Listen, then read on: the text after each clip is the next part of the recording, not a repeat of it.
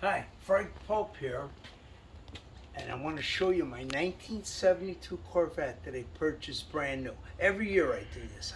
I'm proud of the car. I bought this car on October 15th, which is 51 years ago today. I ordered the car like late in August. It took 8 weeks to get there, and I got it in October. The car was built October 6th, 1971, but it's a 72. It's a 454 big block. I ordered it with every option you could get. Even has the rear window defogger on it, even though my back window comes out of these cars. The T-top, which a lot of people don't know, back in the C3 days, T-top was more expensive than a convertible. Okay, so that was the option. So the reason I bought a T-top, I never had to worry about where I placed the hardtop for the convertible. And it's actually a convertible with a roll bar because the T-tops come off, back window comes out, and it's convertible. It's Targa blue. It's never been painted. That's an original lacquer paint job. Does it have flaws? Yes, many.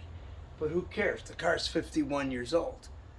And I ordered originally with white wall tires, and for many years I had black wall tires, but now I put Coker red line tires on there, the BF Goodrich design.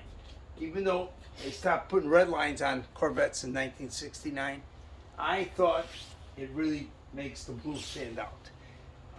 In the interior, I put a Zora Duntov steering wheel. After all, Zora Duntov was the head engineer for Corvette.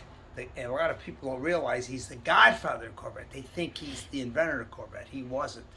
The true father of the Corvette was Harley Earl. But Zora Duntov took what Harley Earl created and made it go forward and made it for the car that it's become today, even though he's no longer with us. All his great engineering ideas were taken and made more advanced by each person who replaced him. So this is my 1972 Targa Blue 454, and I'm going to show you my motor.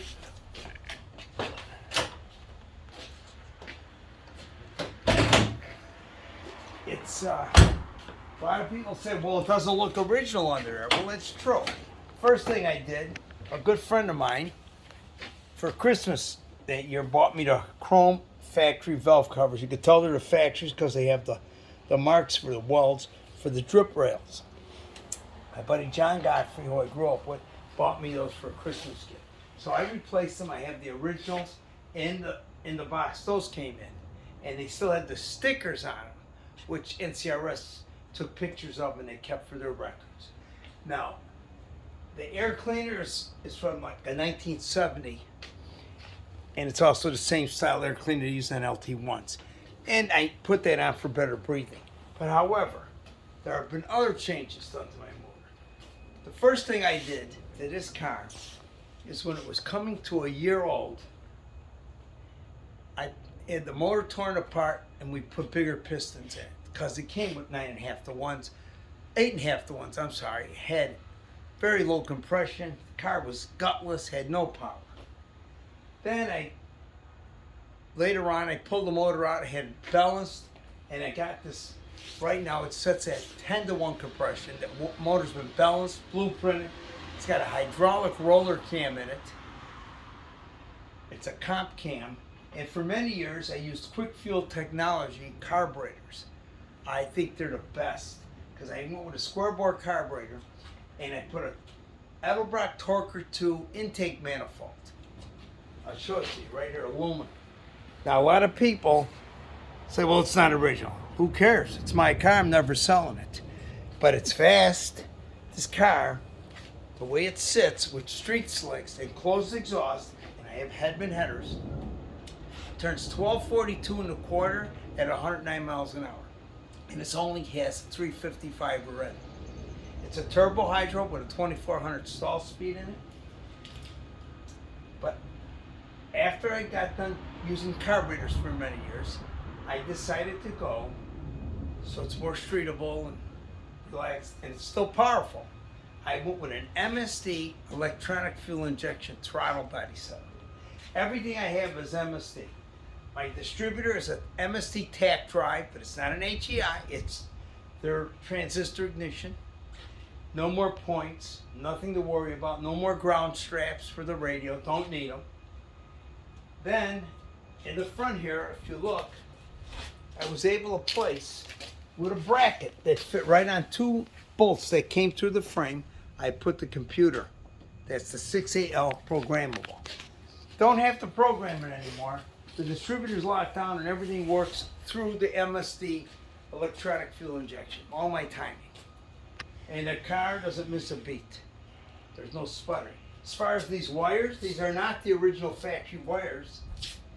These are Excel wires that my friend Richard Kashnick helped me loom them.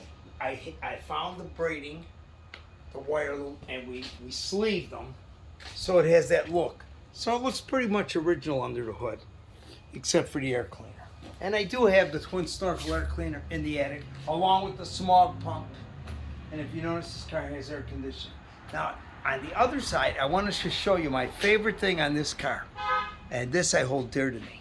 Everybody brags they got an NCRS car, they have a Bloomington Gold car, and I love those guys. I belong to the NCRS, and I'm personal friends with David Burrows. But I can tell you this, I showed this to David Burrows and everybody else. My favorite thing on my car is this signature that sits right here. And that's back in 1992. Larry Shinoda came to my house, drove my car, and signed it for me. What's better than to have the man who designed your car come out and drive it and sign it for you? That's my biggest achievement, my biggest gratification to this car. So anyhow, 51 years ago today, I took delivery on this car. I was 26 years old. Added up, I'm 77, and I still have the same passion for this car I did then. One more thing. The day it came in, and I was there when it came off the truck with my girlfriend, who I was not engaged to. But I'm married to her now for 49 years. So, that's my story. My 1972 454 Corvette. Thanks for watching. See you next time.